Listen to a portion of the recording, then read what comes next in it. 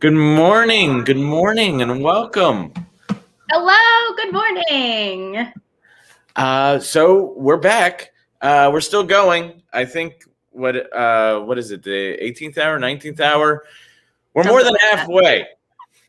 18th hour. There Wow. it is. So we've got story time because we figured, it's before school, so maybe some of our young patrons wanted some stories to get things going. I think our first story is Old Mother Hubbard. Ooh. Is that one of your favorites? Like what? I know it. I can't say that I've particularly listened to it or read it since I was a kid, so this will be a fun moment. Oh, and it's a song too. I love starting with songs. That's my favorite thing to start the day with.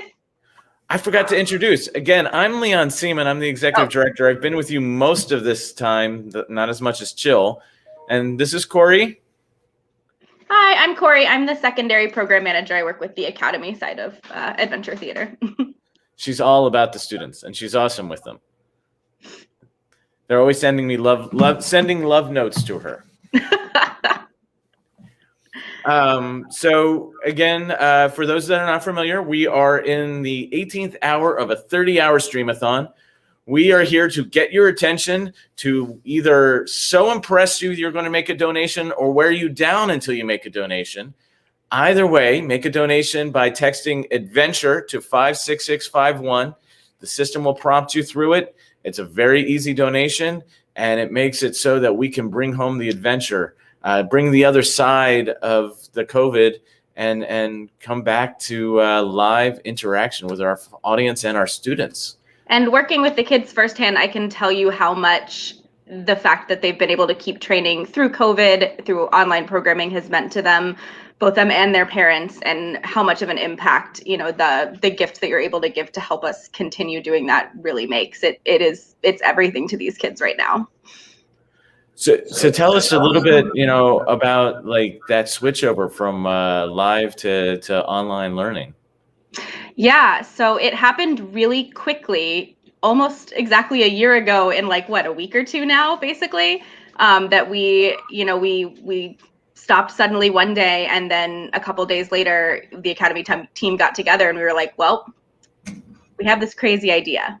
Can we move everything online so that we don't have to lose getting to interact with these kids, and so these kids don't have to lose theater on top of everything else that's crazy right now? And I think by the next week we'd sort of figured out a platform and how to get online and started our first online classes. So it was really fast, and we learned a lot kind of along the way, but it was really amazing to see those kids pop in for the first time online and be like, we can still do this. These are still my classmates. Those are my teachers. I know these people.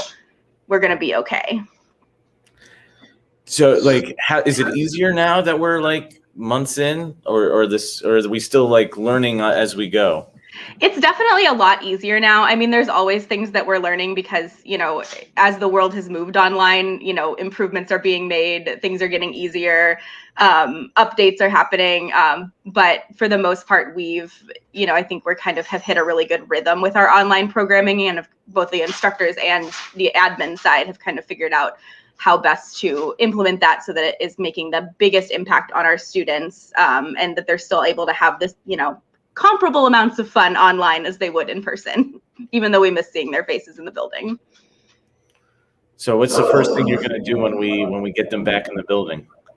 We'll probably not hug them all, though that will be what I want to do.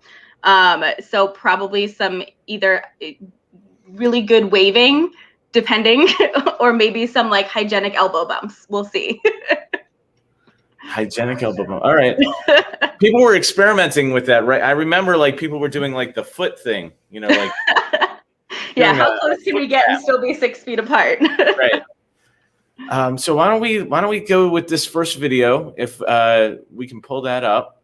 Again, please text adventure to 56651. If you're able to make a donation, $5, $50, $5,000, whatever you're able to do, really helps move the needle. So whenever the video is ready. Hey there. Hi. This piece is called The Mother Hubbard Blues. And if you feel like singing, then just come on in.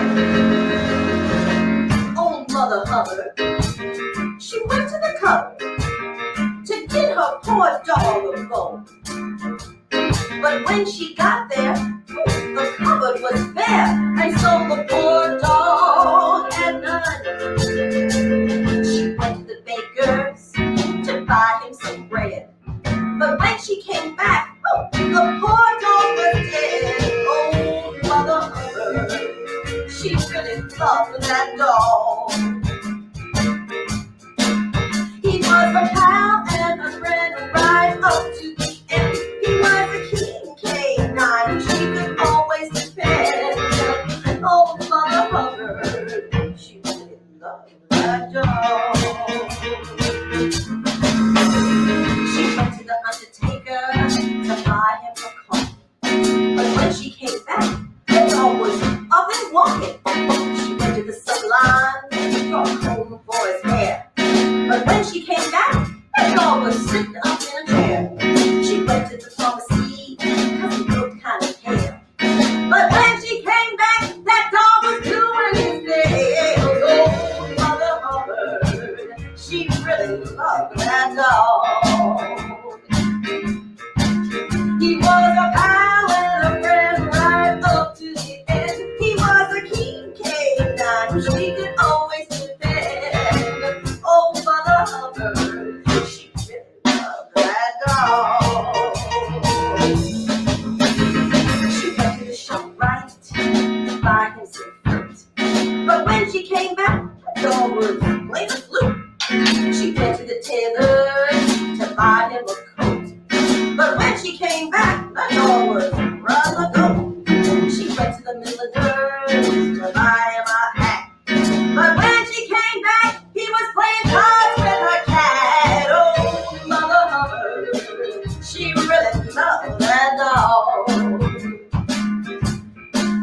He was a pal and a friend right up to the end. He was a king canine she could always depend. Oh, Mother Hubbard, she really loved that dog. She went to the cobbler's to buy him some shoes. But when she came back, that dog was reading the news. She went to the pizzeria to buy him a slice. But when she came back, that dog was cooking up brown rice. Oh, Mother Hubbard, she really loved that dog. He was a pal and a friend right up to the end. He was a king canine she could always depend. Oh, Mother Hubbard, she really loved that dog. She went to the Nancy Street to buy him some pants. But when she came back, the dog was doing a dance. The old lady curtsied, the dog made a bow. Miss Hubbard said, "Thank you." The dog said, "Ha ha." This wonderful dog is Mrs. Hubbard's delight. He could read, he could dance, he could sing, and he could ride. She always provided snacks at her home. But darn it, she never did get the poor dog a bone. Oh, Mother Hubbard, she really loved that dog. He was a pal and a friend right up to the end. He was a king canine she could always depend. He had a heart of gold and a funny looking tail. Curiosity was bold and he loved ginger ale. Oh, Mother Hubbard, she really, really, really, really, really loved that dog.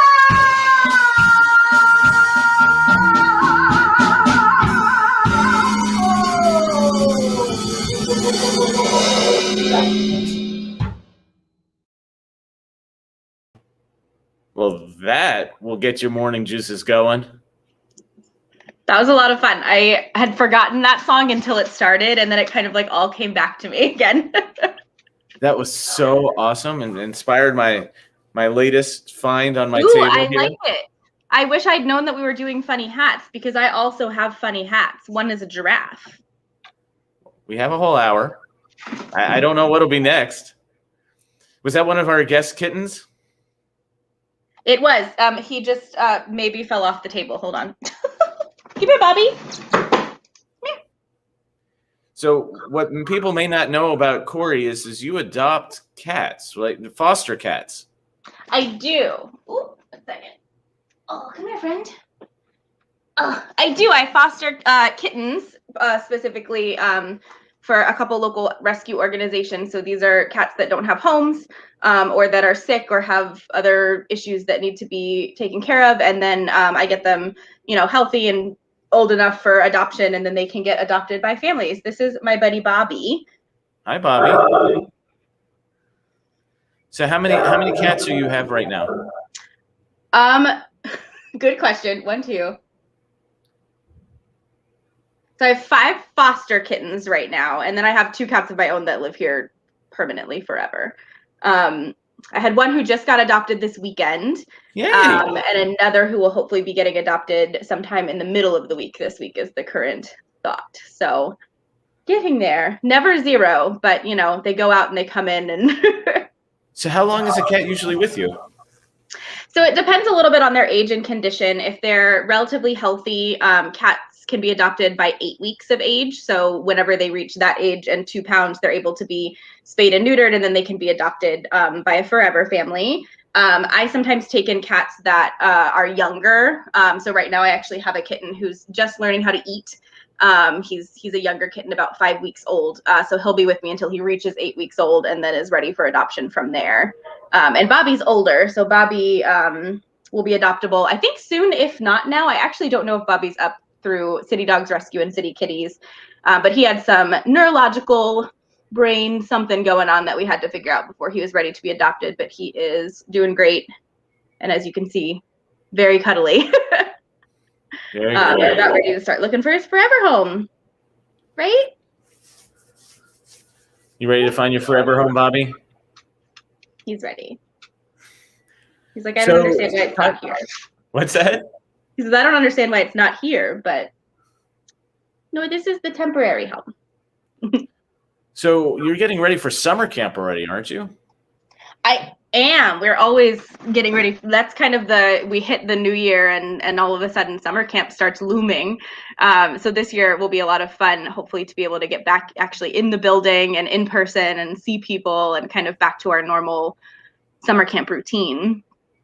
So what are some of the plans? I mean, I know we're still going to try for in-person camp, and that we're making plans with COVID precautions. Yeah, so right now we're really planning for all contingencies. So we're looking at online possibilities as well as in-person possibilities so that we can kind of have programming for every comfort level.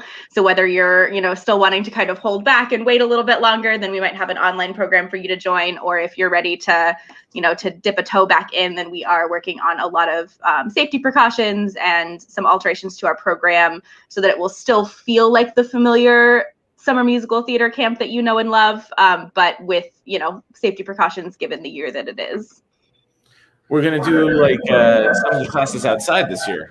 Yeah, we're moving a lot of our camp programming outside, and that's kind of the beauty of our camp located in Glen Echo Park, is that we've got all of this beautiful outdoor space and beautiful outdoor covered and shaded space, especially, so that it won't be, miserable in the summer to be outside. We'll have some nice shade and fans and be able to keep nice and cool, even though we're outside for most of it. I was having Marco was telling me that you guys need a budget for popsicles. I mean, yes. Doesn't everybody need a popsicle budget? So you young ones out there, make sure you say, Mom, Dad, sign me up for summer camp. I want to go back because we're going to have a good time. And there will be popsicles. Oh, is the warm-up going to be there, or Beyonce warm-up? Oh, yes. There will always be the traditional Beyonce warm-up, which actually, if you tune in later today at 2 p.m., you'll see the Beyonce warm-up in action, as well as someone who looks a lot like me and someone who looks a lot like my friend, Mr. Randy, who's one of our summer camp instructors. Will be talking a lot more about summer camp with some very special guests who usually host the camp talent show. If you happen to be someone familiar with camp, you might know who they are. So again, we're in the middle of the 30-hour Stream-a-thon. We're in hour 18.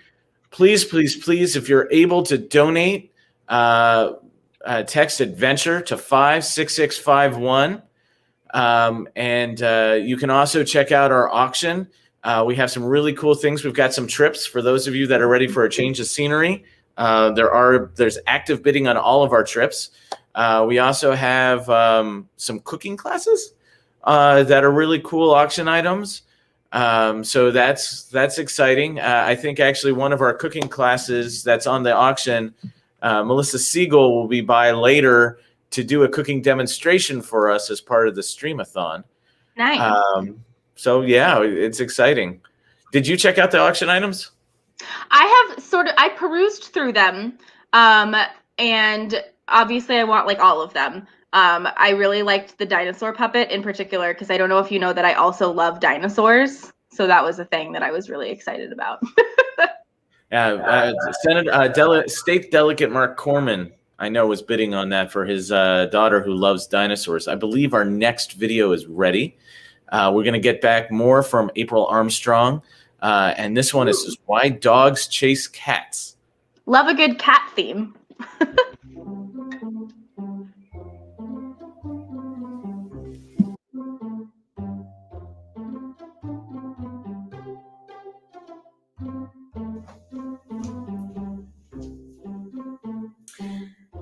Now, I'd like to know how many of you out there know what the sound a dog makes.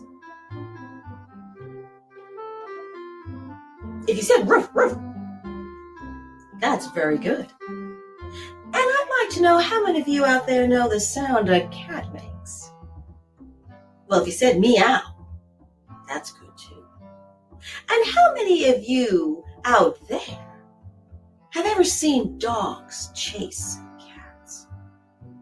Well, I'm here to tell you, it wasn't always that way. No. In fact, dogs and cats were the best of friends. Ooh, they did everything together. They ran together. They played together. They even went on ski trips together. But their favorite thing to do together was to eat. And their favorite thing to eat was ham. That's right. Well, one day the dog had a hankering for some ham. So he reached in his pocket and he pulled out some money. But he didn't have enough. So he decided to walk on down to his friend Kat's house and ask her for some money. And he got to her house and he knocked at the door. And the cat answered the door. And she said, "Oh, hey, how you doing, dog?" And dog said, "Cat, listen, you got any money?" And cat reached in her pocket and pulled out some money. And she said, "What you want it for?" And dog said, "Listen, if we put our money together, we can go down to the butcher and we can buy us a whole ham. And then we can come on back to our favorite tree and have us a barbecue. What do you say?" And Cat thought about it and she said, "Ooh, that sure sounds good." So they took their money, they put it together, and they walked right on down to the butcher and they bought themselves a whole ham. Ooh, the ham was so big and juicy looking. It was heavy though, and they had to take turns carrying the ham back to the tree where they were going to have their barbecue. So first, the dog picked up the ham, and he started carrying that ham, and they started walking, and that dog felt so good. He started singing a song. He sang, "Our ham is a very, very, very fine ham. Our ham is a very, very, very fine ham. I'm singing. Our ham is a very, very, very fine ham. Our ham is a very, very, very fine.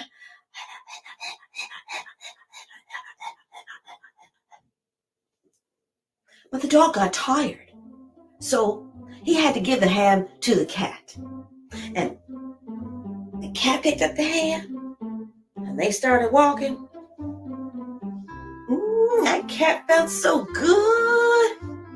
She started singing a song. She sang, my ham, my ham, my ham, talking about my ham, my ham. Dog heard the cat singing that song, and he stopped and he said,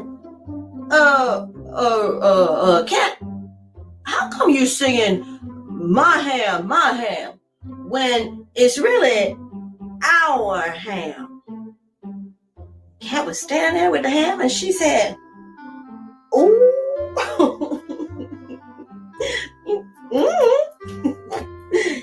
So she gave the ham back to the dog, and the dog picked up the ham, and they started walking. And the dog felt so good. He started singing a song.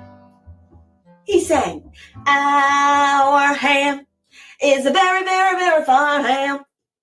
Our ham is a very, very, very fine ham. Sing with me. Our ham is a very, very, very fine ham.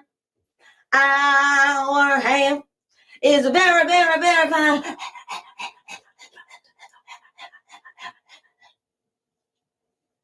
But the dog got tired, so he had to give the ham back to the cat.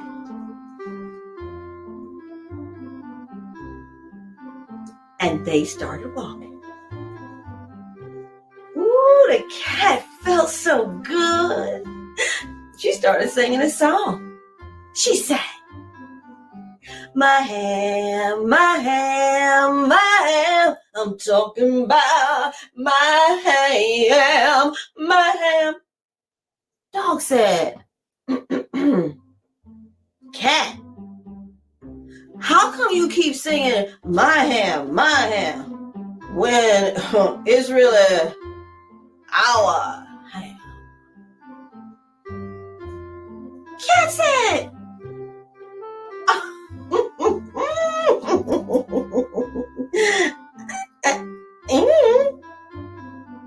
she gave the ham back to the dog. The dog picked up the ham.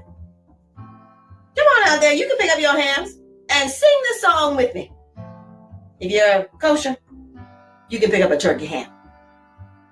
Our ham is a very, very, very fine ham. Our ham is a very, very, very fine ham. We're singing. Our ham is a very, very, very fine ham. Our ham is a very, very, very fine.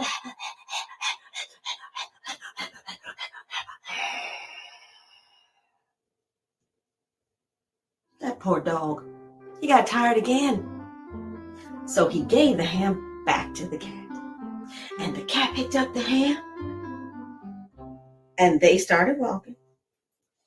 But before the cat could sing that song again, they had already reached the tree where they were going to have their barbecue. And that cat grabbed a hold of that ham, and she ran up the tree with it and started to sit up on that tree and eat that entire ham all by herself.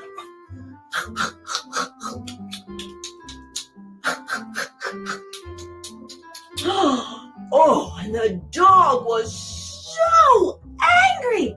He started jumping up and down and barking. Can you bark like a dog? Oh, woo, woo, woo, woo, woo. Oh, woo, woo, woo, woo, woo. Oh, woo, woo, woo, woo. Oh, woo, woo, woo, woo, woo. Woo, woo, woo, woo, woo. But it was no use. That cat sat up in that tree and ate the entire ham all by herself.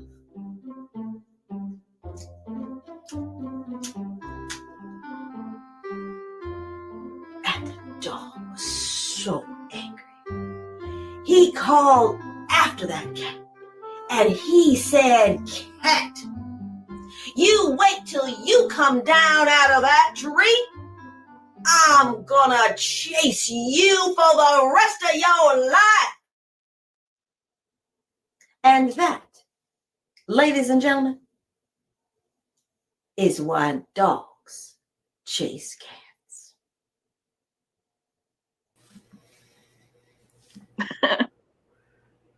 April Armstrong, you are amazing. Thank you so much for sharing your joy with us this morning.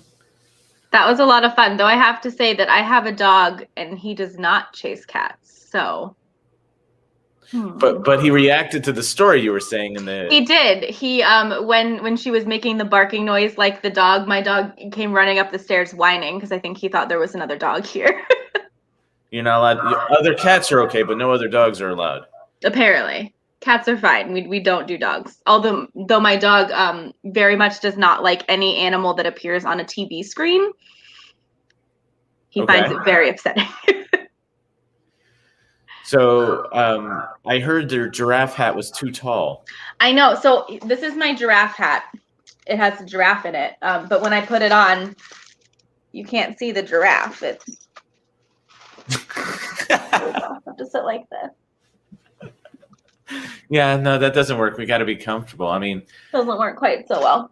And a problem I've never had in my life. I'm too tall. there you go. It's the great equalizer of the digital world, right? Giraffe hats? No, Apparently. that you don't know how tall anyone is. Oh, that is also true. Yes, because you can't tell just from looking at the images. So we were talking about the auction before. Do you want to check out more auction items? I would love to. I Can still we- have to decide what I'm going to bid on. I've been watching.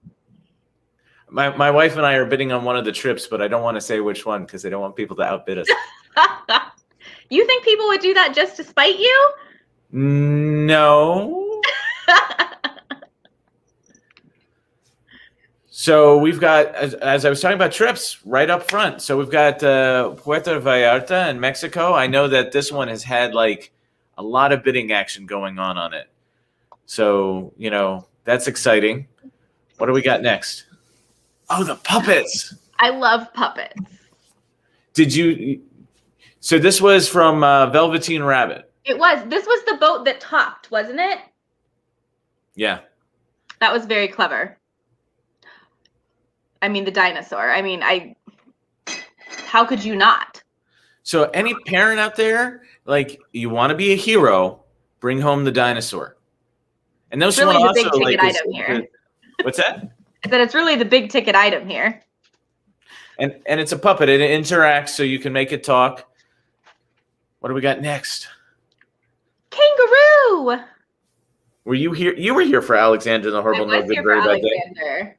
The kangaroos were amazing in that show. I mean, just look how tall it is. Oh, and look, there's also a koala.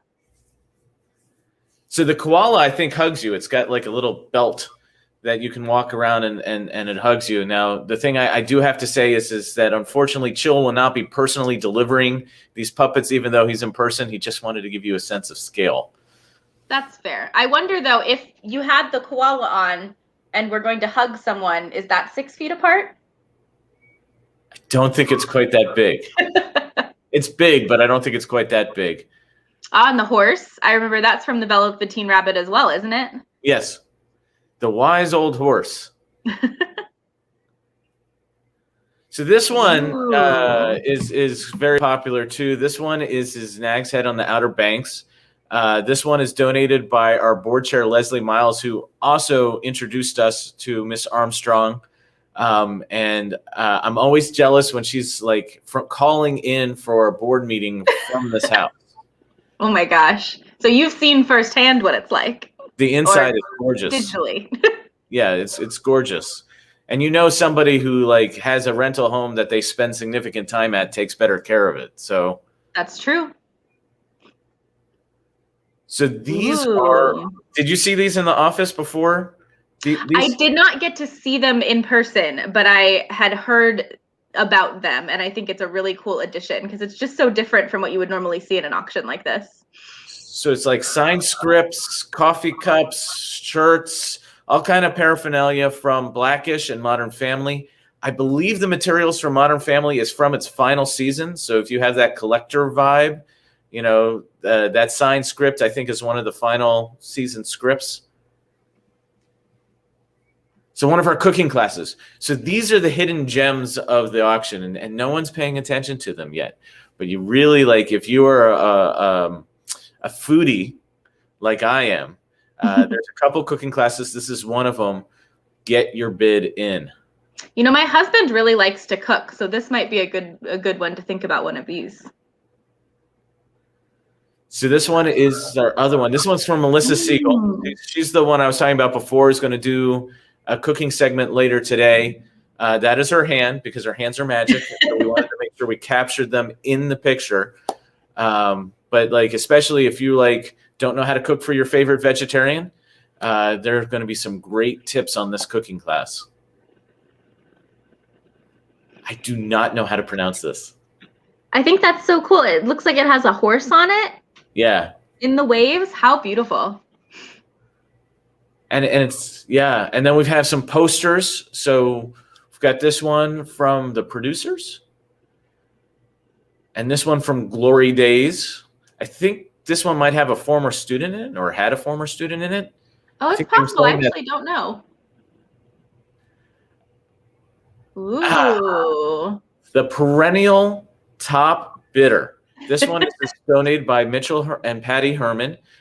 Mitchell's on our board.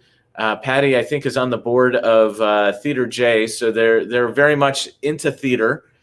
And this one every year is one of our highest bidders because it's just so popular. This one's like a no-brainer. It's like who doesn't love a shopping spree? I think the current bid on that one is $300. Sea pearl earrings. These are, I think they were valued at like $3,000. Wow. So these are like real pearls, and they're an absolute steal on the auction, you know, for that, you know, person who likes wearing lovely jewelry on their ears. The perfect gift to become the hero. This one was in our poster forever.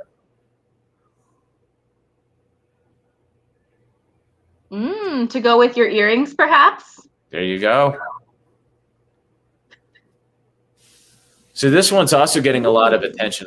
You know, this one I believe was donated by Melissa Siegel, and this one includes airfare. The other trips don't, but this one includes airfare. Very cool. I mean, right now, you know, it's very tempting to get away somewhere warm and sunny with the weather that we're having here. So Waterford crystals, I know that like these have a value of like $500 between them. I know that there are a lot of people out there that are into Waterford crystal, and so like they're hard to get when you really want that special rose bowl. So this one was cool. All of our board members went in and each bought a bottle of wine. So it's going to be a nice mix of wines. So if you really enjoy your wine and you want to take like a sampler of like a variety of good wines, this will be a great one to bid on. Very this practical. is another no-brainer because it's got like gas cards in it. Like nice. It has car washes for a year, and you know, I forget how much money in gas cards, but not insignificant. So I feel like this is what my dad would bid on, like for me. very practical. And then I think these are puzzles. Oh yeah, they are. How cool. Yeah, they're really nice puzzles donated by a friend of our board member, Ebony Cooper. You know, puzzles have been all the rage, you know, this year in our homes. So might need a few more for the collection. And then I believe this is skincare? No. Oh, cool. It looks like, I mean, the image shows jewelry and something that looks like it's either skincare or hair care. It's hard to tell from the jar, but that's beautiful. And I think that's it. I think that's the grand total. So Wow. now that you've seen it all, where are you going? Like, which piece are you bidding on? So I feel like I could go one of two ways. A vacation is always tempting because who doesn't need a vacation? And it has been a very long time since I last had a vacation, just from staying home. But also the cooking classes are tempting because, like I said, my husband does really like to cook, so that could be a fun thing to surprise him with. Yeah, the Peruvian chefs could definitely give you like a new like dimension to the household cooking. Yeah, that would definitely be something really different. I live in a vegetarian house. I am not a vegetarian, but like everybody else in my house is vegetarian. Right. So that cooking class with Melissa, I could see like maybe I could find something new to cook. You could. That's true. A new way to cook some veggies for the rest of the fam. So I hope that this has inspired everybody in our audience to go check out the auction. There are many things that have bids. There are a few things that still don't have bids, so you can sneak in and get a really good deal. We are, I think, ready for our next story time. I'm going to introduce our guest introducers, and then you can kind of like tell us about the segment because you did the segment. I did. Yes, I'm excited. So we are a couple friends of mine. Yehuda Miller is he and his family moved to Israel a few years back. I miss them dearly, but they have two daughters, Sophie and Yael, who are about the same age as two of my kids. And you know, since they moved to Israel, I haven't had as much time to spend with them. So I reached out. I said, "Hey, do you want to spend some time with me to introduce story time?" And they were like, "Yeah!" So we got to spend some time together. It was really cool. Nice. And I, like I mentioned earlier, I foster kittens. So this is a video of story time with one of my litters of foster kittens. And there actually is one kitten left from this litter who does not have any application. So if you see the little black and white one whose name is Kona, and I will introduce them all at the beginning of the video, and Kona tugs at your heartstrings, head on over to City Dogs Rescue and City Kitties, and Kona is still available for adoption. All right, are we ready with the video? So again, donate by texting adventure to 56651 and help get us to our $100,000 goal so we can bring home the adventure. Everyone, we are so excited to be here. Hi, say hi, yeah. Hi. I'm here with my good friends from Israel. You want to introduce yourselves? I'm Sophie, and I'm Yael. We're Miller. They're the Millers, and we've been friends for a long time. I've actually known them since the day they were born, known their parents much longer than that. And we're here to introduce this morning's segment. What are we here to do today? Lunch, Kitten Can Story Time. I'm so excited. You ladies excited? Yes. All right, and away we go.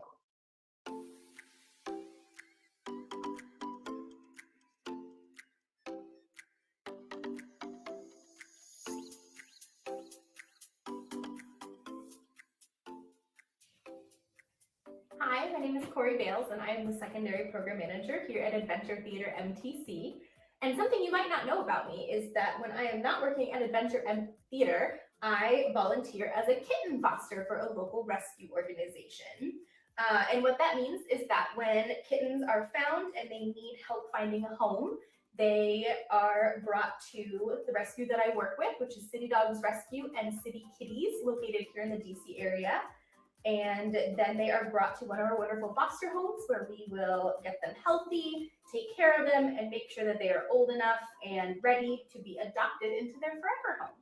So right now I am sitting here with my current litter of fosters, which are all named after different kinds of coffee. So let's do some introductions. Over here, we have Skrzesz, who is all black. And Espresso is a kitten that is adoptable right now through City Dogs Rescue and City Kitties. Then we have Kona. Oh, come here, Kona. who is this little black and white kitten. You can see it looks a little bit like a cow, but that's Kona. And then last but not least, we have, this is Cappuccino.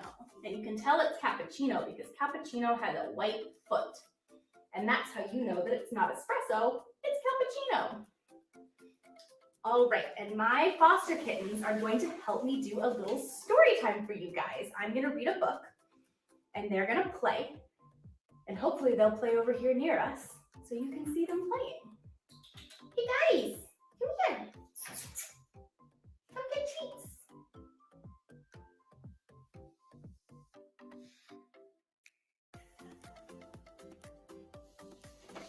All right, the story that we're going to be reading today is called Max the Brave, and it is about a little black kitten who looks a lot like my buddy Espresso.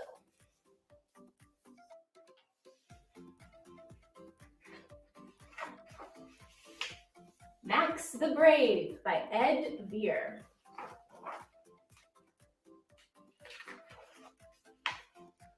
This is Max. Doesn't Max look sweet? Max looks so sweet that sometimes people dress him up with bows.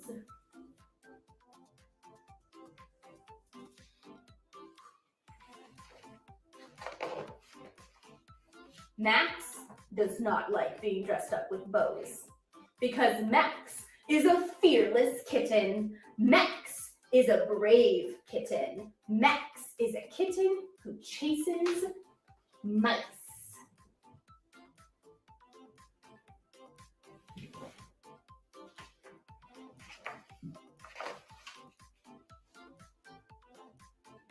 Max the Brave just needs to find out what a mouse looks like.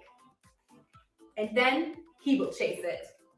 Maybe Mouse is in there. Max bravely explores a can. Mouse, are you in there? Mouse isn't here. Oh, hello.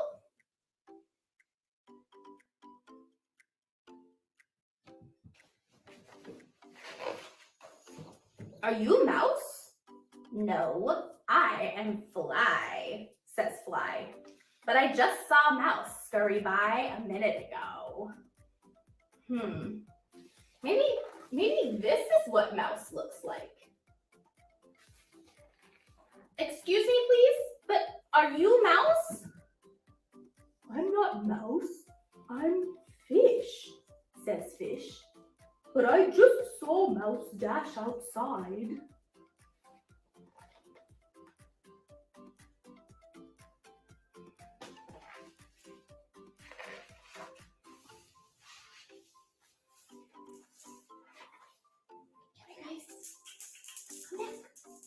Come back, Kona.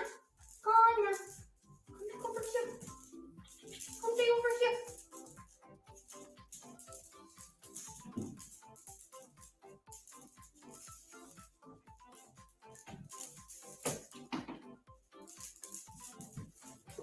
Oh, good job. Good job.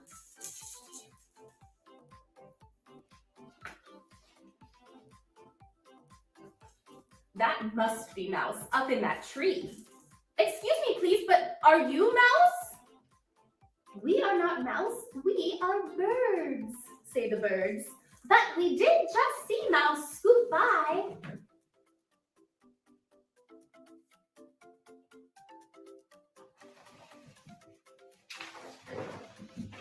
Excuse me, but would you happen to be Mouse? Eek! Mouse? I'm not Mouse, I am Elephant, says Elephant. But I did just see Mouse skitter by. Thank you very much, says Max.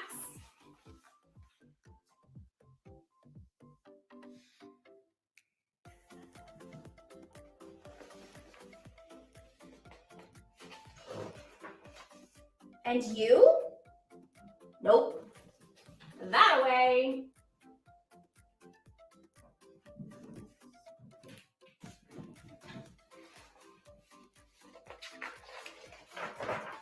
Hello there, are you Mouse by any chance? Who, me? Certainly Certainly not. I'm Monster, squeaks Mouse. But I did just see Mouse asleep over there. If you're very quick, you might catch him.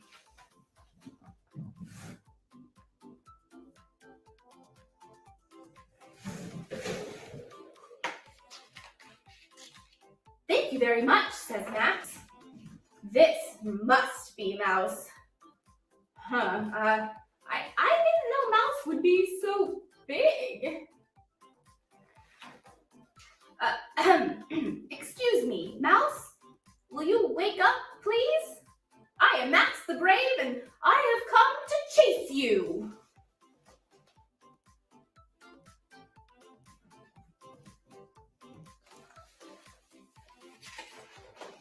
Wakey, wakey, Mouse, yells Max as he bounces up and down on the monster's head. I am Max the Brave, and I chase mice, and I might just eat you up, too.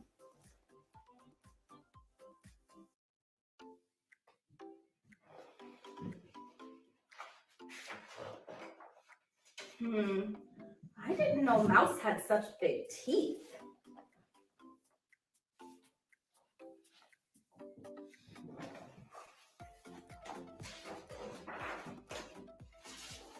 Gulp.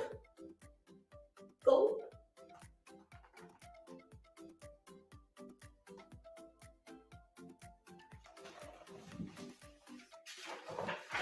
Huh? Choo! Uh-oh.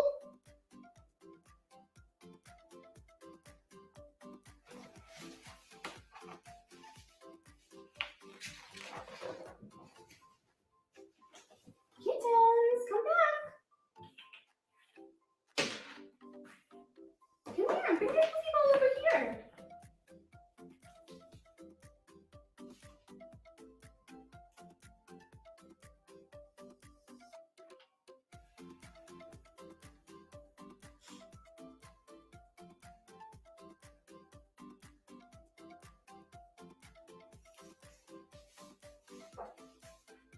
Yuck! Max decides that chasing mice is not all it was cracked up to be. And anyway, he doesn't need to be Max the Brave all the time.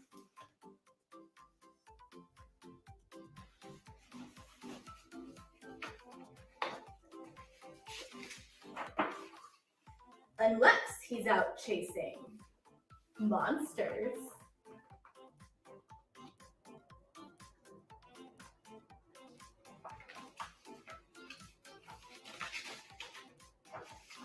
The end.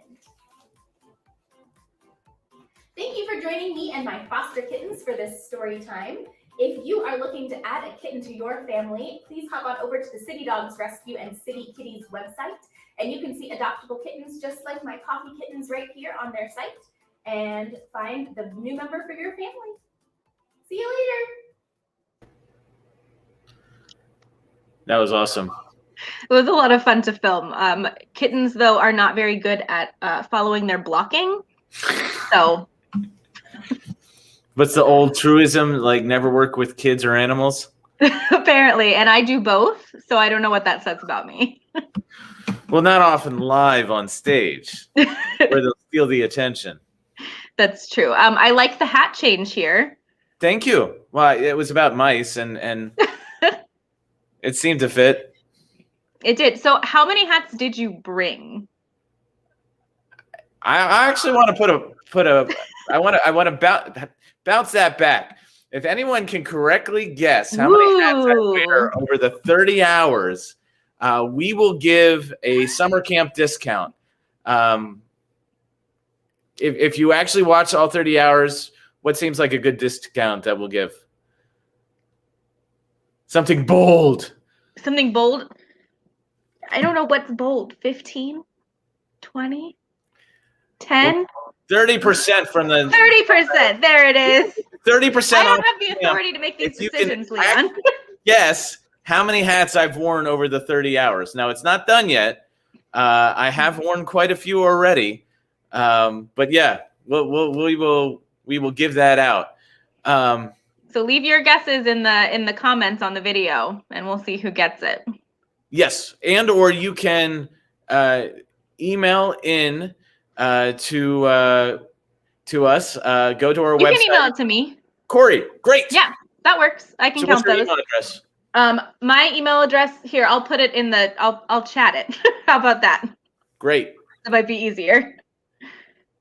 So if you want to guess how many hats I've had over the course of the 30 hours, email that to Corey so I won't see what you're doing, and I won't try and make it one number or another. It'll just be what it'll be.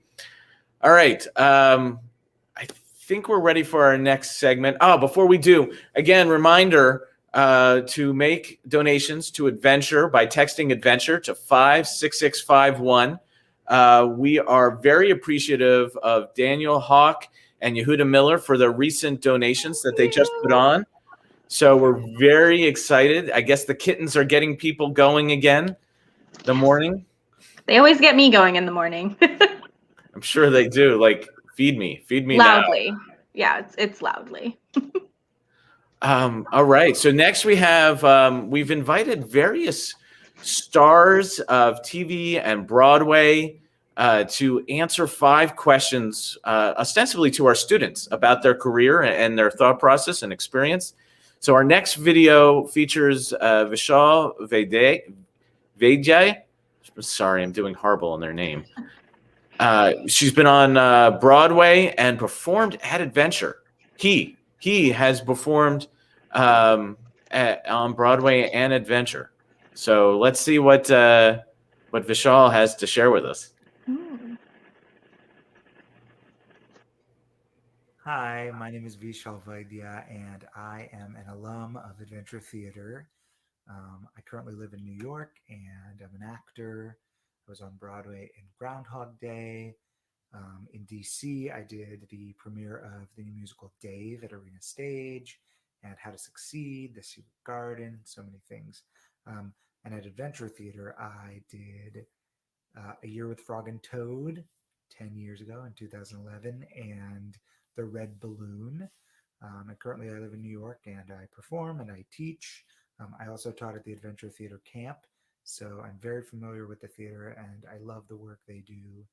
I think it's very important to the community and to the DC theater at large. I think Adventure Theater prepared me for New York theater in a few ways. One was the ability to teach and perform, which is what I do now, and also the caliber of talent. I mean, I still think some of the work I got to do there was in the top work I've ever done. A Year with Frog and Toad had an amazing design aesthetic that I think I hold really, really dear to my heart. The costume design and the set. And I think in the Glen Echo Park theater, because it was a really unique space, it really forced the designers to be really creative, and also the directors and actors with staging and interacting with the audience. So I think it prepared me for, the adventure of being an actor. It was a bit of a training ground for me, and I learned so much. I think TYA theater is really important because it is a way for families to be indoctrinated, so to speak, with theater. And I think it is a place where it's sort of a middle ground between reading and TV in a weird way. I think theater is a place where you don't need all the pieces to literally be there for you to imagine the rest, just like you might in a book. And I think, like I said, Adventure is so imaginative and creative in the work they do that it really allows children to just get that creative spark and joy. I mean, I've seen so many shows at Adventure, and I'm always the lone adult in a crowd of children, and I have the best time. Just it's so special. And I think for actors, it also helps to bring you out of your shell and not think so hard, but just to trust yourself and to dive into the work and to make big, strong choices, which, especially as a young actor, is so necessary. my favorite role so far, I'm not going to lie, Frog and A Year with Frog and Toad is among my top roles, because it was just this 5-person close-knit cast. That show is so beautiful. And like I said, the design was amazing. It was just all around a great experience. And being able to perform it in the summer in Glen Echo Park was just amazing. You know, theater for me is always about the work itself, but also about the people. And that was a really great overlap of experiences. And the Red Balloon, which I also did there, was so beautiful. We had Roberta Gaspar was our director, and she's a genius, and took this Scottish musical that was 2.5 hours and whittled it down to 50 minutes. And, you know, it was one of the first experiences I had of doing something that was newer and unknown, and the creativity that she was able to bring out of all of us was something I still think of as one of the more beneficial sort of leadership experiences I've had from a director. And it's one of the things that's led me to do new work in the city. I guess that's not a favorite role, but that's the two things I did at Adventure, and I hold them very close in my heart. So in addition to the acting work I do, I'm also a voice teacher and a riff coach, which means that I work with people on their pop sound, and try to bring musical theater technique into a more contemporary space, because that's what's happening on Broadway and in musical theater at large. So I'll just do a little riff for you, so you know what I mean. You've heard riffs before.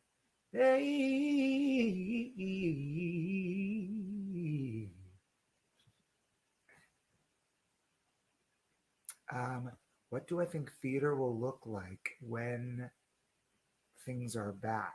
I mean, I hope they don't go back. I hope they go forward.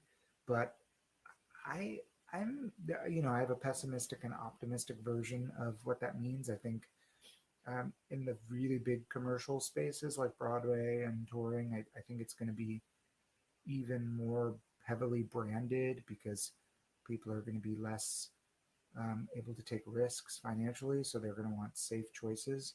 But I think places like Adventure Theater and regional theater, and off-Broadway work where the real creativity happens, I think that there's going to be even more progressive and avant-garde, imaginative theater happening, and that really excites me. I think it's going to be very inclusive and lean more toward female direction and direction from people of color, and especially inclusive of Black voices, which is what we need.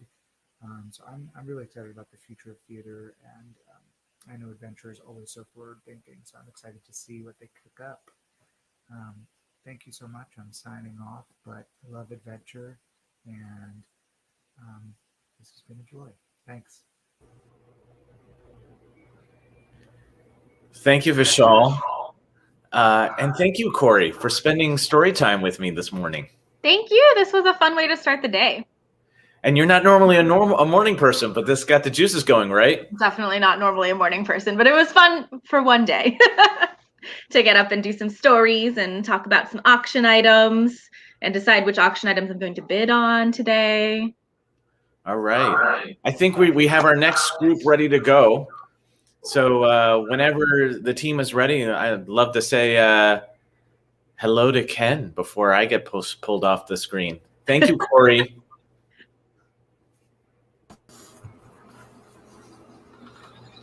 Good morning, Leon. Good morning. Good morning, Ken. Good morning. They're cutting off my unicorn here. There we go. Are you both awake and functioning? Those are two different things. To be clear, awake and functioning. Let's just say we are awake. How are you doing, Ken? How are you doing this morning? I'm doing very well, thank you. It's a very rainy Monday morning in Baltimore. I don't know what it's like in your neighborhood. It's pretty wet over here. I mean, it's been raining all night, but we also saw a story last night that said the rain means that the rainbow was coming. Ah, I love that. And the idea that spring will be rich and bountiful this year. Hopefully. We shall all hope. That's right. So thank you so much, Ken. You know, one of the things I really love about being here in this community is being part of this incredibly supportive with the Maryland State Art Council and the Montgomery County itself. So I just want to thank you for all the support that we've received from and getting from the state and from the Arts Council. So thank you for that. I was going to say it's really it is our excuse me, it's our pleasure. It is I am looking forward to less challenging days, and I hope anything we've done at the Arts Council has eased the way at all. You all do extraordinary work in the community. We're here to support you in any way we can, and I just hope that it has been helpful in some way, because I know how very challenging this time has been. And I want to say it's been well beyond the money. I mean, we are recipients of 3 emergency grants so far. And, you know, I heard that from Delegate Corman last night, another round of emergency grants will be available to arts organizations. So all our colleagues out there, make sure when the paperwork is up, you fill it in. But like every Tuesday morning, you're there talking with us arts groups, like processing our feelings and how to stay active and how to be relevant in this situation. It's been amazing. Well, thanks, Leon. The Tuesday morning piece has become a real joy for me. And you know, what's interesting is I'm not sure, I actually am sure that we would have not connected as a community if it had not been for the pandemic and forcing us into these virtual environments. So it's great to chat with everybody, to learn about what you're doing at a level and with an intensity that I would not otherwise have known. So it's been a real gift. Yeah, I would say we are testing our mettle with some of these things, but that's the point, right? I think the point of this is really just to remind people that there are lots of people who are committed to making the arts a prominent part of your lives, and we're one of them. And so we hope that we are earning your support. And, you know, this is in a weird way just to prove that there is a reason why arts is essential, is that we're going to do this for 30 hours, not because we just think it's cool. But because we understand how important it is. That's what we're here. We're going to stick it through, even the worst of times, even at our 19th hour now, as we're going through our 30th. So we're closing in on $84,000, Chil. Yay! Wow, congratulations. That's amazing. And you know, to yes and what you just said there, if folks have any question about the necessity of creativity, of the creative process in our lives, in everyone's life, even people who don't recognize it yet, the way the creative sector has responded to this time demonstrates the strength of that kind of thinking that only occurs when you have the confidence of the arts. It only occurs because we have the confidence of arts education, because we have the confidence of walking through the world as artists. Our creativity is paying off in huge ways, and not only for the arts community, we are leading the way for lifting everyone up as we move from the pandemic into whatever comes next. And because of our creative approaches, we can be excited about what comes next. We're not afraid of it. We know we can handle it. And I just can't thank you, Leon, your whole staff, your board, for continuing to put out extraordinary work for young people, because you catch them when this begins. Yeah. And you know, it's because of you that we're creating lifelong, not only learners, I of course think that's important, but it is how the arts appear and how we process the world through this creative lens. It's because absolutely because of the work you do. So thank you. Thank you so much for sharing your time, your Monday morning with us. So again, it's so precious to have you in. I'm not going to be up tomorrow morning, Ken. You're off the hook, Leon. Yeah, I'd be impressed. Except if I showed up, I will laugh at you if I showed up. So thank you, Ken. Thank you. We're gonna head on to our next segment. Thank you, Ken. For joining us, and the unicorn. That's hilarious. So let's bring on Thomas Squire, our board, who is on our board, who did our breakfast segment with us. Thomas, come on out, my friend. Morning, Thomas. What's going on, everyone? Good morning. Good morning. Good morning. Good morning. You were watching all night, right? All night. I mean, do you see the bags? Do you see the bags? You're too young to have the bags under your eyes, my friend. Too young. But so let's we're gonna spend some time together and talk about our great session that we had filming our breakfast. Yeah, Thomas. It was so much fun, Chil. Like so much fun. Yeah, I do want to caveat though. We do have to explain because there are some people who are concerned about us being in the same room, and I just want to make sure that all of you understood that we did take. Thomas and I did take some precautions. Some of the stuff, it looks like we're super close, but we're not. It's a lot of it is camera angles, and the kitchen that we're in, Melissa's kitchen, gorgeous kitchen, right? Remember that kitchen? I mean, that is probably like, I mean, and I've been in some kitchens, but that kitchen was just gorgeous. Like it had so much space. Like I just love when you can lay everything out. You don't feel cramped or anything. It was phenomenal. High ceilings with amazing circulation, which is also why it felt very safe to be in there, unmasked. But as soon as we got off camera, we were masked. So all of you relax. As you see these videos, please relax. I do have, I in particular have to be very cautious because of my parents that just received their first vaccine. Oh, so, good. That's a good thing. Yeah. So I think we're going to get the video ready. Do I have? Yeah, so y'all enjoy. This is really fun. Go ahead and push play. Remember, text adventure to 56651. That's 56651. And we're going to talk through this beginning part, so keep us on. Okay. Yeah, remember, because we just did the B-roll while you were doing all the pre-cutting. So this is you prepping. I think you were cutting the shrimp, right? That's for the quesadillas, right? The shrimp, that'll work. Yeah, the with the hot peppers. So what did you? Oh, right, jalapenos. Yep. Jalapenos and shrimp you put in there.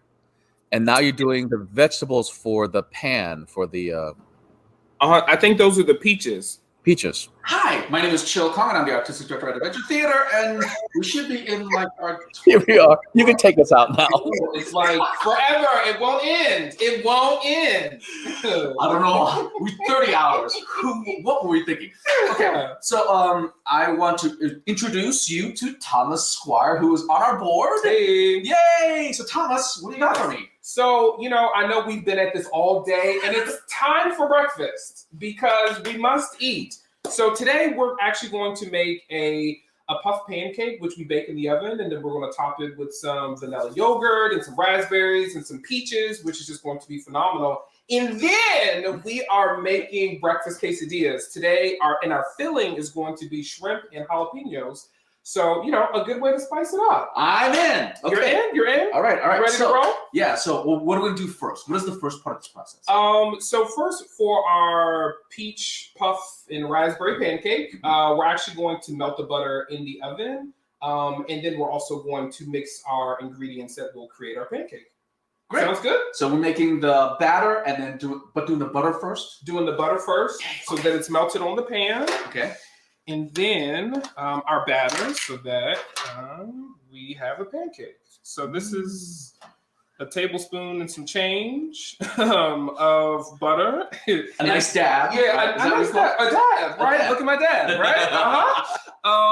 So we added about, again, a dab of that. And this is a really good butter and olive oil spread. So we're going to get some olive oil notes in that as well. I'm going to put this in the oven so that it can start melting. Yay. It only takes about 2 minutes because our oven is also preheated to 400 degrees. 400 degrees. So we are ready for that. And then now we are ready to start mixing our pancake. Great. Yeah? in your mixing bowl, you are going to add, we're adding a half a cup of flour, of all-purpose flour. Great. And so it's about a half a cup, which is gorgeous. We are also going to add in our milk. So today we're using oat milk, which I absolutely love. I'm a little lactose, Chil. I don't know. I didn't know that. A little lactose. So oat milk has been a really great substitute for me. So we need about half a cup of that. I'm going to add that into our bowl. All sorts of yum. We are going to add in 3 eggs as well. Now let's see if I can crack it with one hand, Isn't that one of the master tests? It is. And I've been working at it and no shells. Magic. So add 3 of those. 2 and 3. But this is a perfect recipe for breakfast for you and the kids or whatever. The thing I really do like about it is I found this recipe when I was looking for diabetes friendly recipes. I have some people in my family, who are diabetic. And so this was a really great way for them to still get their breakfast kick with it, also kind of helping out with their glycemic levels. And you add fresh fruit. So it is a win-win. So that is stirred together. I'm going to add a little bit of vanilla extract because why not? And you're baking, and so it's just a really good. So does that give it a little depth of vanilla? It does. Is that it? Okay. Yeah.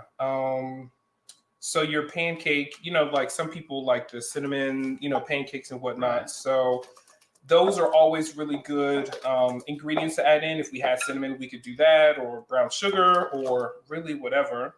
So now, for this, it's mostly about because it's the dietary thing. Right. It's better to have things that are a little bit milder, like vanilla, right, like vanilla or even cinnamon, which kind of helps regulate your blood sugar. It's kind of a natural one for that. And then we're going to add in about a teaspoon or half a teaspoon of salt. Ooh. That would be a pinch. A pinch. A pinch. Look at it. We're dabbing and pinching. We are dabbing and pinching on this morning, because listen, we're still here. Can you believe it? Oh, that should be right. Yeah. So when you heard about this 30-hour stream-a-thon that we're doing, what did you what was your first thought? Oh, where's the coffee? Where's the Red Bull? Where are the uppers to keep us motivated? But all natural. all natural. But Adventure Theater is such a phenomenal just program and whatnot. So I was so happy to have gotten the call to be able to participate. So this is great. Yeah, so it's all mixed in. This is what it's going to look like. And then I'm going to grab our butter, because it should have melted by now. And then we're going to get going. You hear that? Whoa. We love to see it, y'all. We love to see it. Okay, so I think we need to come a little bit over here. Okay. So we're talking about it here. There you go. Okay, so what we're doing now is then taking the butter and spreading it over the pan, right? Correct. So I'm going to bring my knife back in my towel so that, we safety first. Safety first. So you should be able to spread it around. And this just helps your pancake not stick to the bottom of the pan. So if you had Tam spray or anything like that, you're more than welcome to use that as well. Yes. But this, because of the combination of butter and olive oil, it's just so much better. Right? Yeah. Oh, it's 210% better. Yes. And then we're going to pour in our pancake.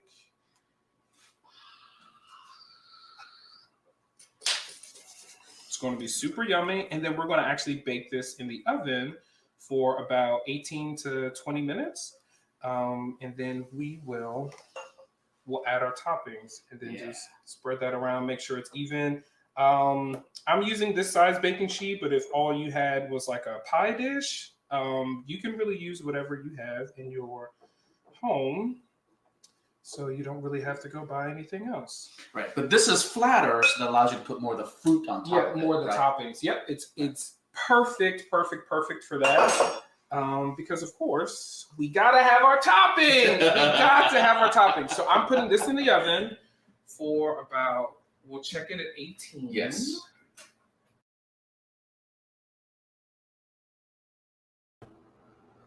Hello, hello. Hey, You don't know the segments and the times. That's why you're like, oh, hey, I'm on. we're here. We're live. We're live. Yeah, we're live.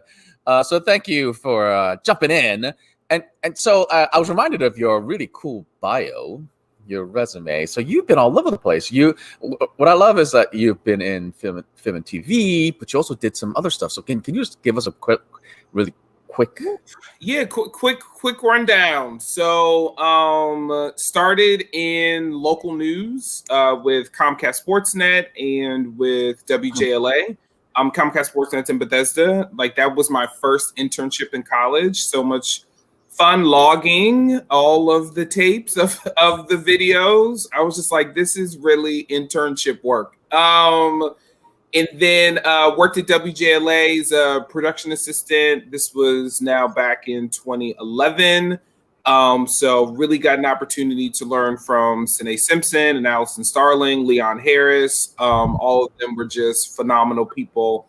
And then interned with BET for President Obama's inauguration. So that was great. Got to meet the Reverend Al Sharpton. And I have a good, oh my goodness, I can't think of her name, but she's an operatic soprano. And she recently, I think, transitioned maybe at the end of 2020. But I have a good story about her.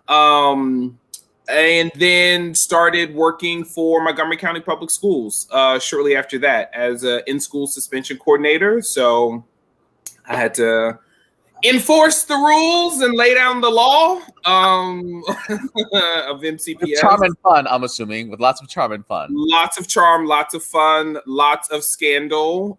We would watch Scandal, not Scandal in ISI. And then started a master's program in special education at Howard, because then I transferred to Paint Branch High School from Blake High School, which I was a student of, as well as Vishal, who spoke earlier. So I was glad to see him. And then started working at TV One in their original programming and production department. So had some great opportunities to help them launch Clio TV, which is a brand new network geared towards Gen X and millennial women of color. I've done some events kind of in between that with Black Rose Rock, Soul Train, the BET Awards, as well as Alvin Ailey's opening night gala, and a bunch of different sessions during Congressional Black Caucus weekend, a lot of the kind of receptions that they have afterwards, as well as Knockout Abuse and Longevity. Wow. That's just an amazing resume. Thank you for just spending time with us. Because we had such a great time. We're going to go to the next clip because this is our time's going fast. So bring on the next clip. Text adventure to 56651. Adventure to 56651. So we are now going to prep.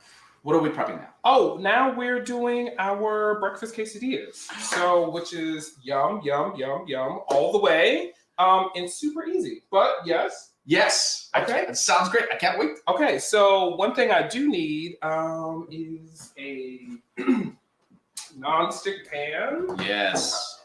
Need that. And then I'm going to also bring over our cast iron. Yes. For the quesadillas. For the quesadillas, right. So we're going to heat up the quesadillas. We're going to make our eggs in our pan, in our non-stick. Yes. And then we'll build it with the quesadillas, and then we'll cook it in the cast iron. So okay, great. Yep. What can I help you with? By the way, I already washed my hands. Relax. Let's see. We're gonna turn this on. Yeah. And let me get that. I'll get that out of the way for you. All right. Ooh. And then we're going to cook those eggs. Okay. Mm-hmm.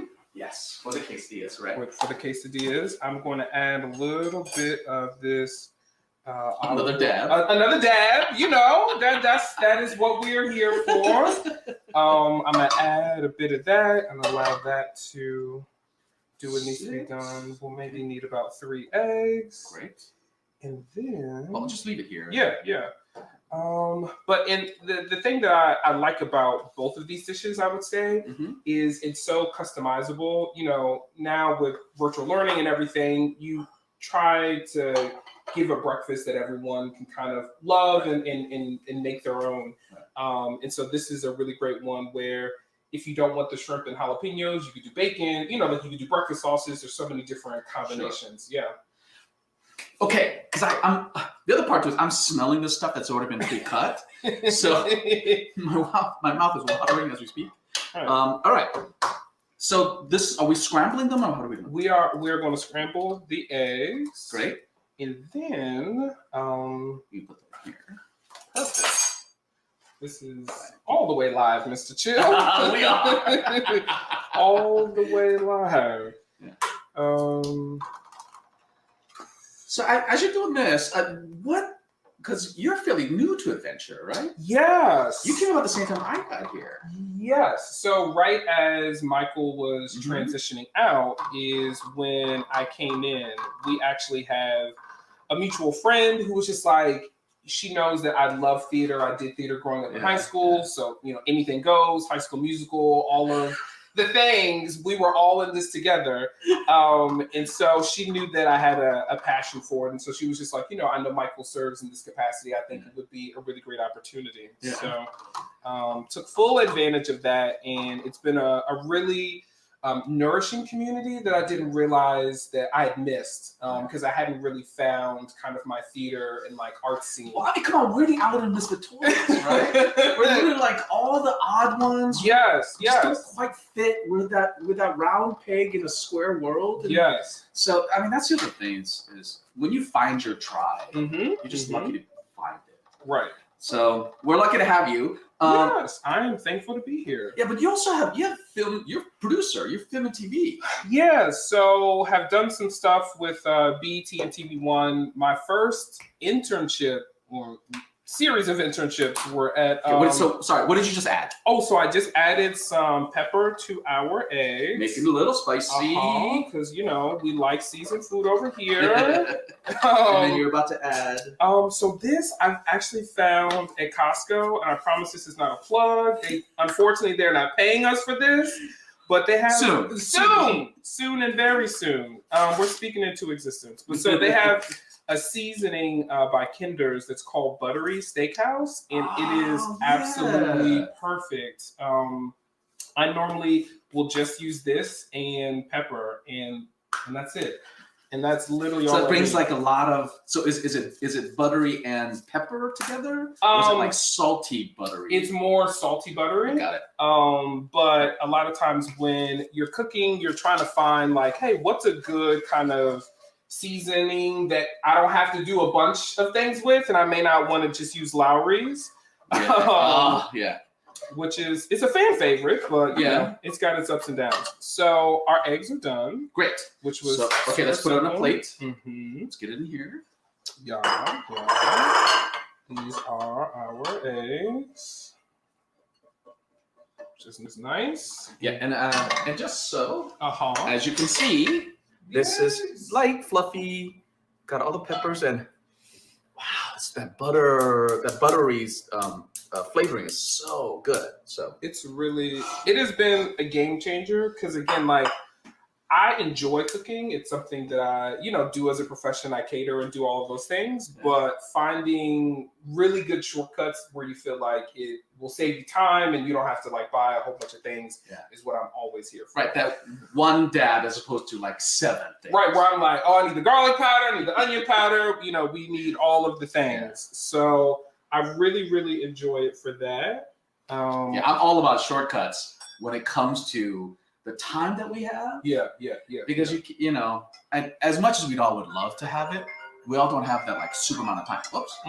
Ooh, we got a phone. Oh, we got a phone. So, is that you? Yeah, I think it's me. Ah! Oh my God. Master Chef. I'm failing. Okay, listen. Airplane mode. Like, oh my goodness. So, but it wasn't my mom, so I can call them back. I just wanted to note that it wasn't me that did that. Listen, and I normally always put my phone in like silent and airplane mode when I'm like doing something. So Even after like 20 hours, I didn't. That wasn't me. you have the mind of an elephant. Like you got it on lock. Like an elephant. Like an elephant. State Farm is there. Oh my goodness. So we have the next segment, which wraps it up. Mhm. We're kind of running short on time, so we should probably roll the next video. Sure. But this is when we finish up the piece. Again, remember, text adventure to 56651. That's adventure to 56651. Now we're gonna heat up the quesadilla. And we'll see you at the other side. Tortilla. The tortilla. Uh-huh. Yes. And so we want to do that for about like 30 seconds. Great. And you want the cheese? Yes. I'm also going to check on our pancake. Yes, because it's been there for a minute. Ooh, okay, so Bubbling. it still needs maybe like 30 more seconds. So I Sure. just wanted to bring it out. It almost looks like a crepe. like a maybe? crepe. Yeah. So it's like crepe for anybody that anybody can do. So we'll do maybe like another 30 seconds of that. Okay. I think that's heated up nicely. Yeah, perfect. So do you want to add our cheese? I would Yes, add cheese, please. Cheese, please. I don't know if I can take this much energy this early in the morning. Right, I'm just like, maybe that espresso really got us going.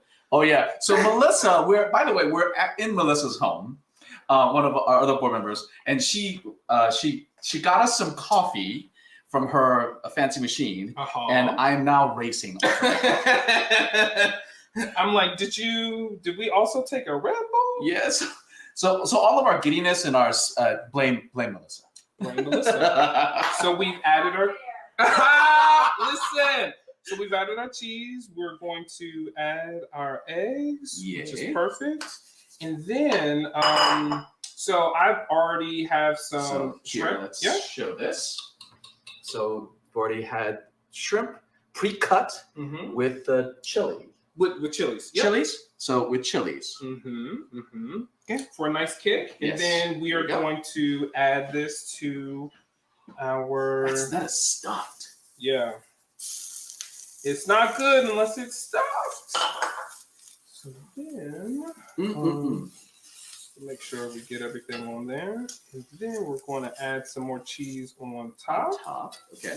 Right. Because a lot of times, as much as it is for flavor, it also adds it as for consistency and holds it all together. Right? It is our combining agent. So add some of that on top. And then we're ready to flip so that I am getting so hungry. I know. I am getting so hungry. I am so hungry. I'm so hungry. Is this baby over? Yeah. I think it's over here. Perfect.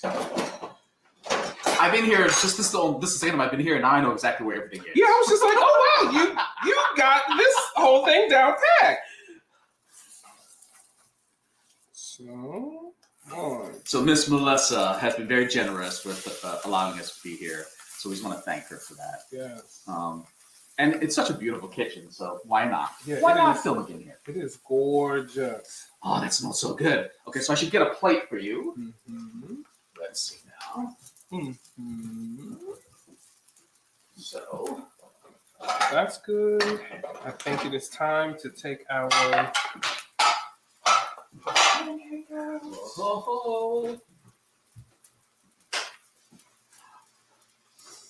Oh, that smells so good. Like the literal definition of puff. Wow. See it puffing up in the middle? It's gorgeous. It is delicious. Okay. So what's the next step? So the next step is we are now going to, that's got maybe like 30 more seconds or so. So we can either start dressing our puff pancake. Sure. So today I'm using a non-fat vanilla yogurt, but you again are more than welcome to Vanilla use yogurt. whatever you would like. Yes. So what will I be doing? If you just want to spread the yogurt, on I will. Yeah. You want to take care of this, baby? Yes, I will. Did you see the Golden Globe nominations? I saw the list. Uh-huh. Yeah, this Golden Globes are always very interesting, but because some of the movies technically are not considered film now, and not and can't be considered for the Oscars. A lot of that went to the Golden Globes. Yeah. So, what did you think about it? So I've been in love with Lovecraft Country, that is on HBO, and I mean, it pretty much blew my mind from episode 1. Yeah. So I was really happy to see that get, the love and recognition. Yeah, I was shocked because typically those voters are more about the recent, right? They're more so. And Lovecraft Country really came out just before COVID. Yes, I think it started right before COVID, and then it ended in the summer, maybe for like near July. Yeah, because it really took hold when COVID hit. Yeah. But So our quesadilla is done. Ooh, that looks so good. Yum. Yeah, so for all of you who are tuning in right now, this is Adventure Theater's 30-hour stream-a-thon. 30 hours. So we're in the wee morning hours and creating breakfast for me. But Thomas will have some too. Yeah, I'm the taste tester in this whole parade. But no, this has been really cool. So our quesadilla, let's see, avocado in our quesadilla because Yes. Why not?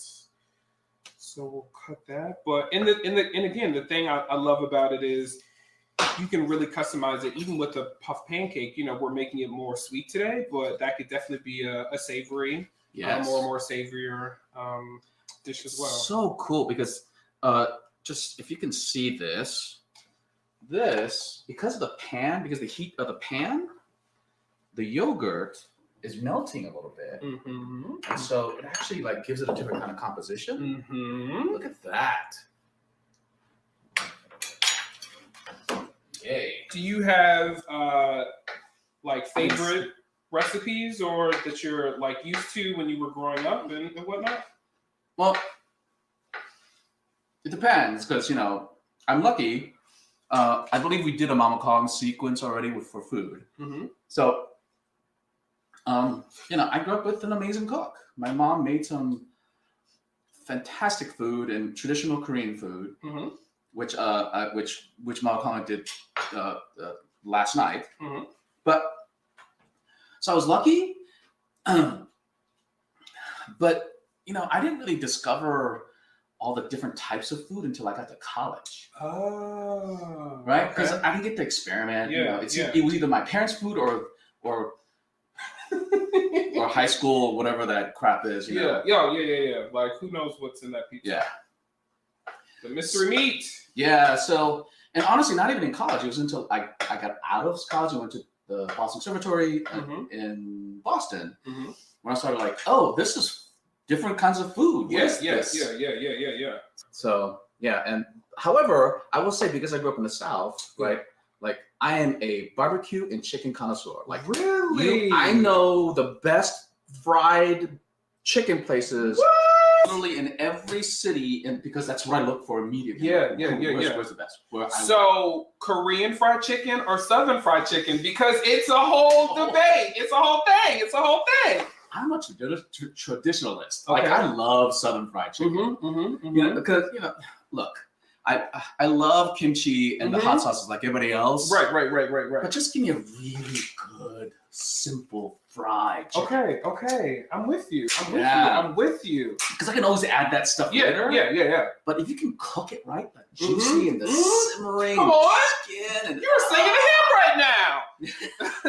This is our morning devotion. Okay, so you're going to add. So these are our raspberries. All right. Let me show this. As you add. And again, there is no rhyme or reason. You just kind of drop them, and wherever they land, they land. But like strawberries would be really good. Pears are in season right now, so those would be, delicious. And then we have our peaches. Wow. And the peaches you had pre-done, right? Yeah, so I sliced the peaches, and then I added a couple of tablespoons of sugar to just kind of help decompress them and soften them. That's the thing we forget, that actually sugar helps soften foods, right? Salt takes the water out. Correct. But sugar helps soften and Yeah. tenderize. Yep. So you could do that. Now, this is done kind of as is, and it is gorgeous. Now, if we are not on our low glycemic kick, which I am not. You're not. Surprising. We can just dust with some consumption of sugar. Now we're talking here. Okay. And then that is a fan favorite. So then that's done. And then our quesadilla is done as well. Yes. So are we done with the meal? We're all done. Everything is cooked. But like, that's the thing. Like, I love it. Like, we've literally been here. I don't know, for like, it feels like 2 minutes, but yet we have like a whole spread of food, which I absolutely love. So there's so much. So we're gonna take a pause and go to the next segment. Okay. But a reminder. We are at our morning hours for the Adventure Theater 30-hour Stream-a-thon. 30 hours. 30 hours. So if you can donate, please donate. I believe there's a text to give, so look at the bottom. Look in the links below for text to give. Give if you can. We have recipes of this if you want to see the recipe. Thomas is going to have them available for us. Yes, always. And we're going to go to the table real soon. All right.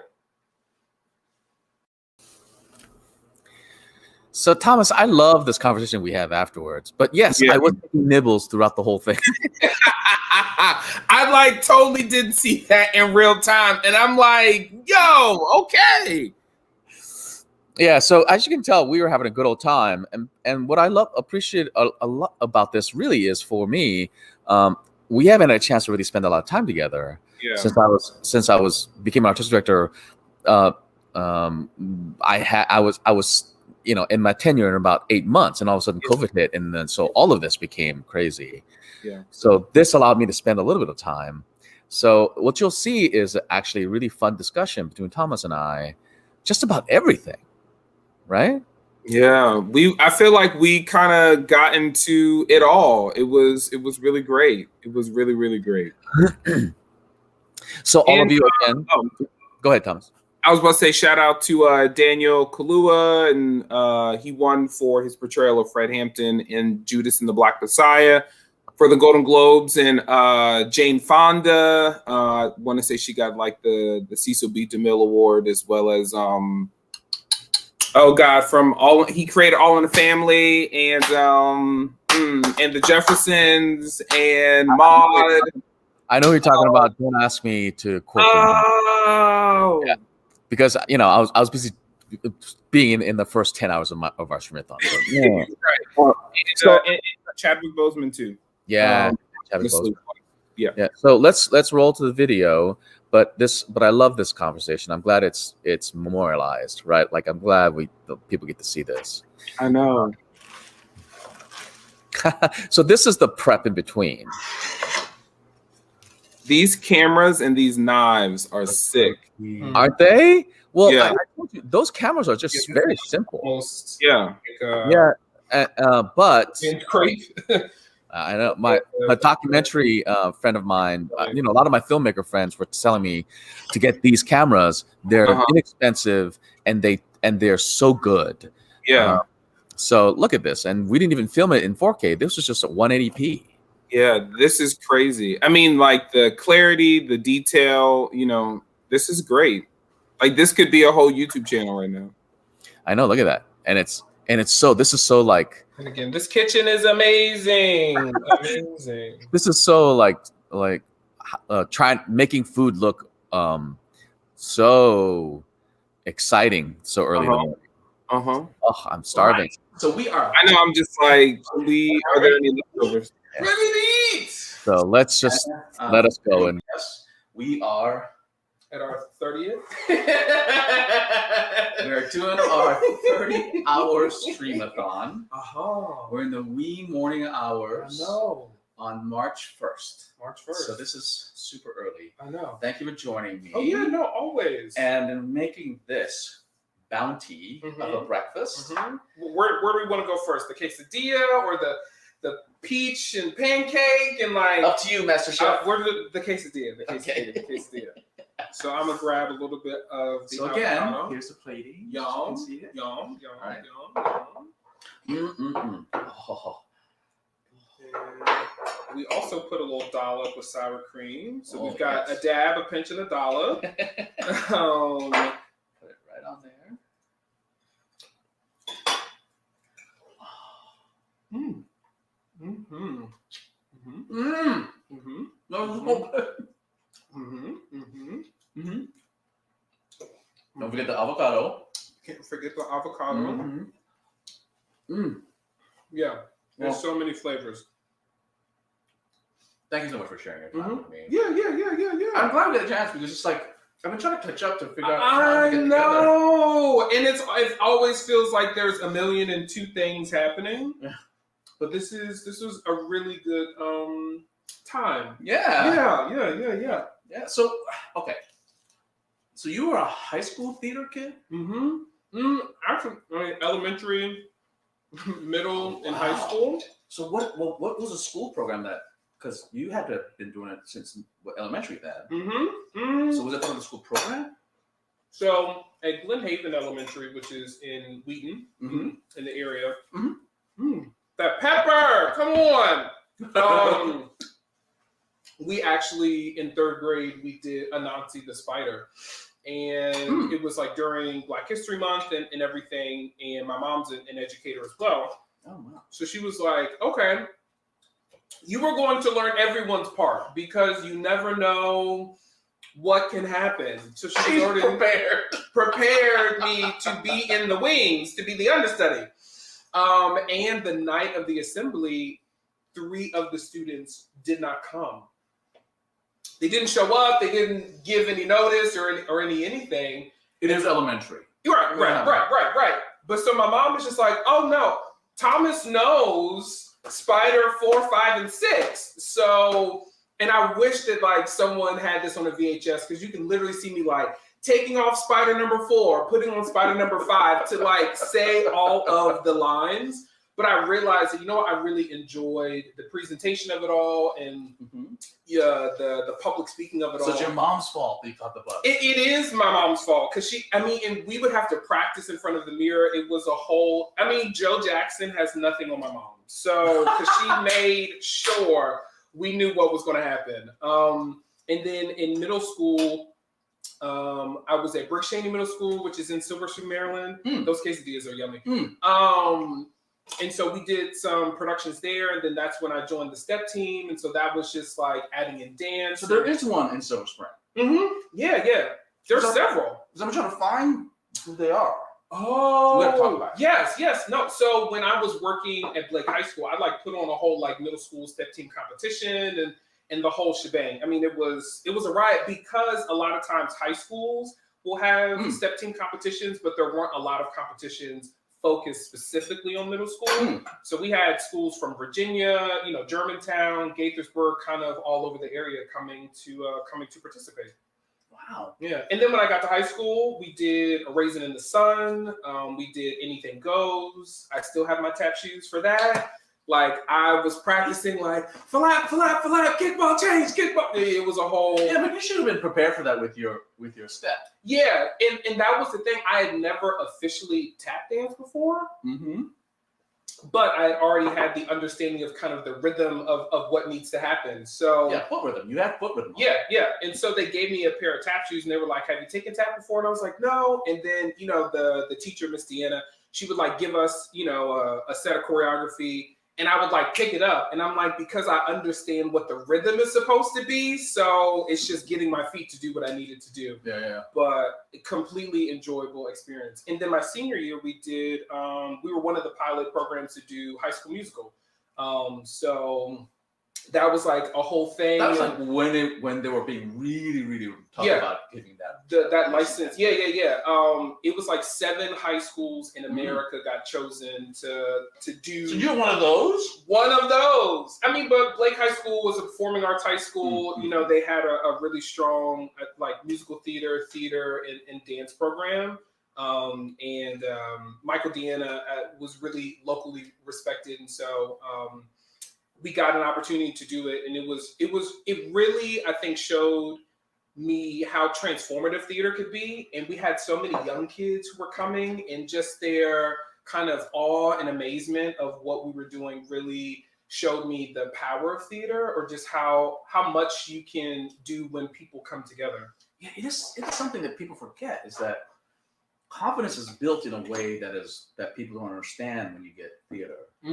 Because it is performative. Like you have to be able to, because you can build confidence, no one sees you. Right. It's not the same thing. Yeah. You have to build confidence when you're actually in front of people. Yeah, squarely. Yeah, so I do appreciate what it did for me. You know, because I couldn't do these speeches in front of rooms without it. So here we are. We're now getting to the pancake. Get into it. And we promise we'll let Melissa have some of this when we're done. Yes, Melissa, your plate is saved. We got you.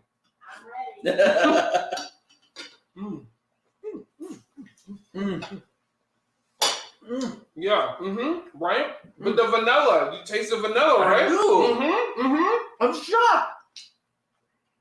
Because, oh, you know what's funny? One of the peppers got in that. So then you got the spice. I do. You know what it is too? It's a combination of the raspberry and the peach. Yeah. Because they're different. They're so divergently different in their flavor and their sweetness, right? Right. One's like pure tart. Right. Yeah, the tartness from the raspberry and everything, but then kind of that roundness from the peach. Yeah. And then the vanilla really elevates it. Yeah. And it was so simple to make. Yeah, I mean, it's literally like a 3-4 ingredient, thing, which, mostly everyone has eggs and, butter and milk. So it's something that, is really accessible to everybody. And healthy.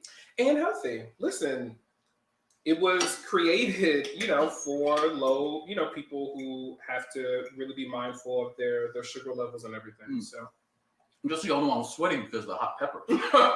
I'm just like, good. It is so good. Listen, if your nose is not sweating, then it's not spicy enough. It's not spicy enough. I am with you, dude. I am so with you on that one. Do you have a favorite like high school performance that you remember, or a grade school performance? It was weird. My high school was weird. Because we had my senior year, we had a talent competition. Okay. Where somehow I ran it, I think. Oh. I don't know how that happened. So it's literally me going up like every 3 songs, doing things like a singing. Oh, so it was like a variety show almost. Yeah, it was. It was exactly. You were Donnie. What is it? Donnie Marie Osmond? Yeah, Donnie Osmond. I was going to say Donnie Simpson, but I was like, without the purple socks. No, but so I was doing that, and where I really started was I started as a singer. So really it was doing concerts. It was doing jazz performance. Oh, wow. And I toured with a singing group. Okay. And then I realized, okay, I really want to do this. Yeah. And it wasn't until I got to my master's program at the conservatory is when I was like, oh, this is what theater is. Yeah. And thank goodness for the Boston Conservatory. Yeah. This is a plug for you, Boston Conservatory. Plug. I got into a directing class, and that's what changed my life. I was like, what is this job? Yeah. How do you do this? Yeah. And he actually taught me a lot of the foundational stuff that I use now. Yeah. But also, like, I got like a train wreck of a foundational, like Mhm. throw you into the fire Wow. program, because what it does is in the master's program, Mhm. every week you're essentially learning a whole new musical a week. Oh wow. So we had like 4 scenes, 3 songs, Yeah. group numbers, and then Whoa. and then something else. Oh, dance. So we had to like do 3 different dance classes. Oh wow. So that's what I was learning a week, Wow. and they would just grind. Yeah. you and grind you and grind you. And Yeah. I remember walking out going like, literally, you can throw me anything, I will learn it. Yeah. Figure it out. Yeah.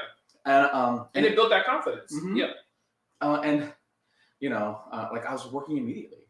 Wow. So I was one of the few that got out Mhm. of the program and actually paid back, because I didn't have a lot of loans, but I had loans. Yeah. But I was on full scholarship. Thank you, Boston Conservatory.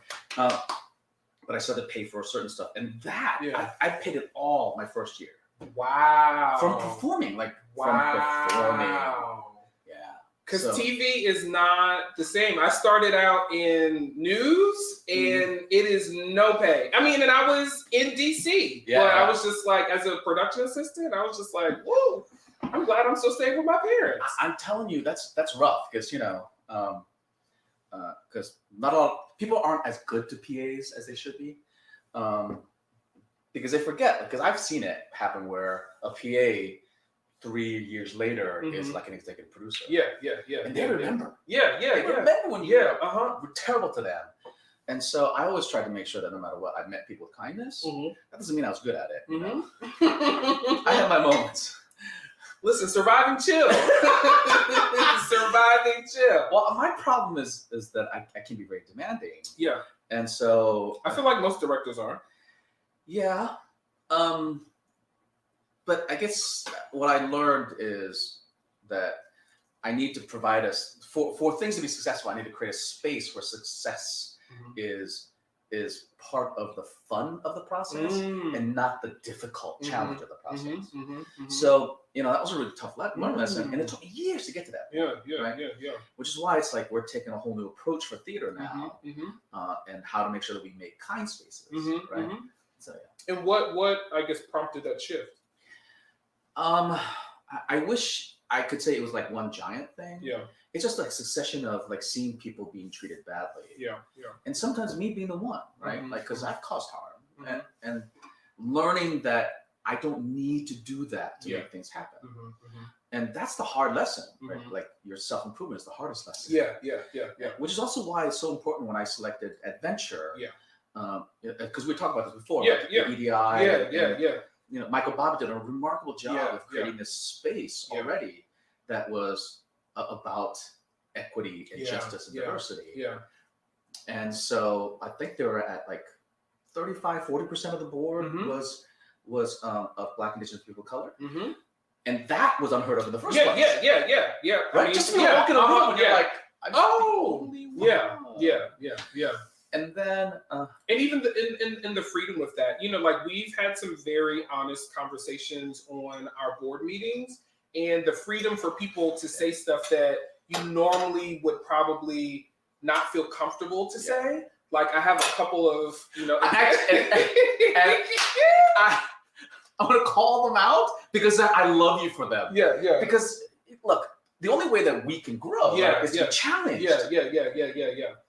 As long as it's with positivity, Right, right? with positivity. Yeah. So, we've had board members be like, hey, this doesn't make sense for X, Y, and Z. And I no, I was applauding and cheering them on because I'm like, that's what needs to be said. But you sometimes feel as if they're like, if I'm the only Black person here, or only minority person here, I don't really want to shake the table. Like, I'm just kind of thankful to be here. And I'm really thankful that Adventure Theater has really created the space for everyone to voice. Yeah, I really want to, shout out to Leon and Leslie. Yeah.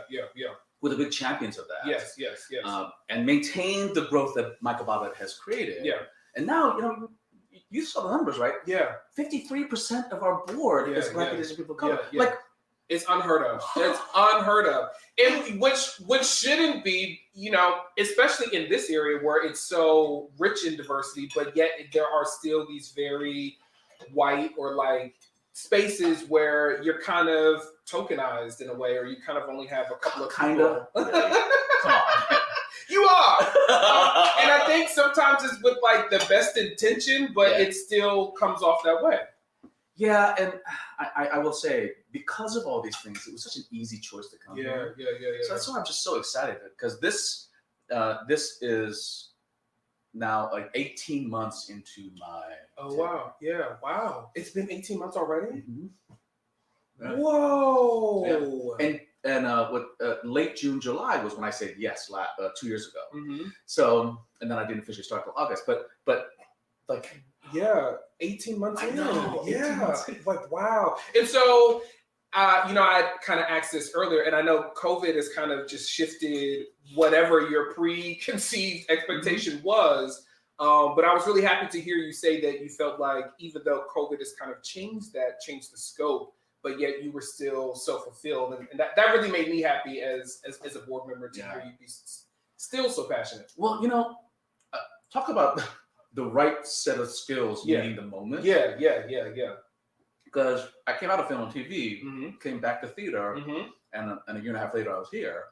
So all those skill sets that I have like earned, I'm using all of them. Yeah. Okay, I'm tired. So let me caveat that, because I didn't intend to use all of them, but I'm just excited that I can. Yeah. It's really cool when you like, oh, I have these in my toolbox. Like I can actually do this with excellence, and that's what you've done. It's been phenomenal to be under your tenure. Yeah, I just want to go back to the basic toolbox pieces that I really love, which is theater. So part of this too, again, all of you, if you haven't donated, please donate to our Stream-a-thon. Please. We are into the wee hours of our 30-hour Stream-a-thon. And we're excited to finally get back to our tools that we love, which is theater. And I got to get this guy to do some tapping, I think, on our stage. I actually still have the shoes, or they're probably at my mom's house somewhere. Because it was really something enjoyable. And I think when Michael first approached me, it was just like, I gotta do it. Like, this is something that's so important. So whenever, listen, we can go through some scales, we can get it going. Give me a mirror and a stick, and we got it. But this is why we're here. Yeah, right? This is why we do this. So please donate if you can. Yeah. And we will see you soon. Again, donate. It's somewhere up somewhere here, down here. Yeah. All the way around. And we will see you all soon. Bye. Bye.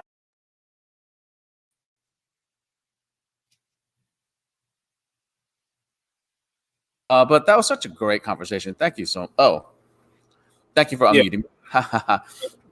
So Thomas, that was just a fun conversation, and I'm glad we got a chance to talk.